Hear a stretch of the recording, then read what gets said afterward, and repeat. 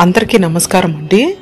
రేపటి నుంచి మాఘమాసం ప్రారంభం సందర్భంగా మాఘమాసంలో జరుపుకునే శ్యామలాదేవి యొక్క గుప్త నవరాత్రులు ప్రారంభం సందర్భంగా ఈ నవరాత్రుల యొక్క విశిష్టత గురించి తెలుసుకుందాము. నవరాత్రులు అంటేనే ఎంతో విశేషకరమైనవి.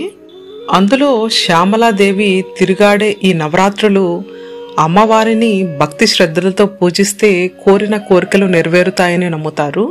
చైత్ర ఆశ్వేజ నవరాత్రులు అందరికీ తెలిసినప్పటికీ మిగిలిన 2 గుప్త నవరాత్రులు ఇవి కేవలం సాంప్రదాయం ఉన్నవారు మాత్రమే చేసుకుంటారు. ఉత్తర భారతంలో మాత్రం ఈ గుప్త నవరాత్రులను ఎక్కువగా జరుపుకుంటారు. గుప్త నవరాత్రులు అంటే సాధారణ పూజలు వ్రతాలు మాదిరిగా అందరినీ పిలిచి చేసుకోరు. వీటిని చాలా రహస్యంగా చేసుకుంటారు. గుప్త నవరాత్రుల్లో 9 రోజుల పాటు దుర్గా అమ్మవారిని 9 రూపాలతో అంటే నవదుర్గలుగా అలంకరించి పూజిస్తారు. దక్షిణ భారతదేశంలో ఈ నవరాత్రులను శ్యామల నవరాత్రులుగా జరుపుకుంటారు.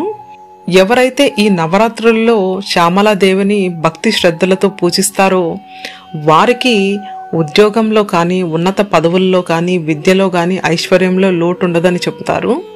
అంతేకాక భార్యాభర్తల మధ్య అన్యోన్యత కోసం పెళ్లి కాని వారికి త్వరగా పెళ్లి జరుగుతుందని శాస్త్రం చెబుతుంది. బండాసురుడు అనే రాక్షసుణ్ణి చంపడానికి ఆది పరాశక్తి శ్రీ లలితాదేవిగా ఉద్భవించి బ్రహ్మాది దేవతలను మరలా నూతనంగా సృష్టించే క్రమంలో జ్ఞానశ్యామలా దేవిని సృష్టించి 16 మంది మంత్రులతో ముఖ్యురాలైన శ్యామలా దేవిని ప్రధాన మంత్రిగా నియమిస్తుంది. ఆ కారణం చేతనే శ్యామలా దేవిని మంత్రిని దేవి అని కూడా అంటారు.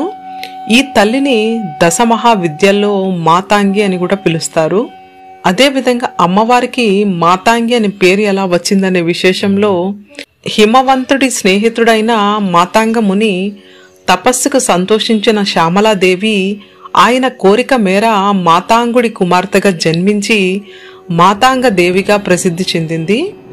ఈవిడకు నీల సరస్వతి, గేయ చక్రవసిని, లఘుశ్యామల, వాగ్దేవిని శ్యామల, నకుల శ్యామల, హసంతి శ్యామల, సర్వసిద్ధి మాతాంగి, వ్యాస మాతాంగి, సారికా శ్యామల, సుఖశ్యామల, రాజమాతాంగి అని ఇలా ఎన్నో నామాలు ఉన్నాయి. అదేవిధంగా ఈ శ్యామలాదేవి యొక్క నవరాత్రుల్లో ఈ దేవికి నిత్య పూజతో పాటు మాతాంగి లేదా శ్యామల అష్టోత్తరం, శ్యామల షోడశ నామాలతో కుంకుమార్చన చేసుకుంటే చాలా విశేషకరంగా చెబుతారు. వీలైన వారు మాతాంగి యొక్క స్తోత్రాలు, హృదయం, కవచం, సహస్రనామాలు, సహస్రనామము మొదలగు వాటిని పారాయణం చేసుకోవచ్చు.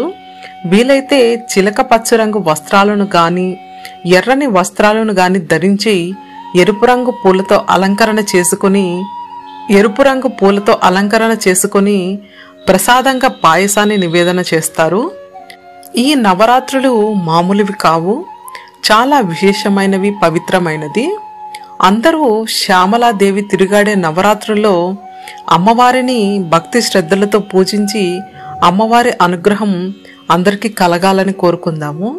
ఓం శ్రీ మాత్రే నమః.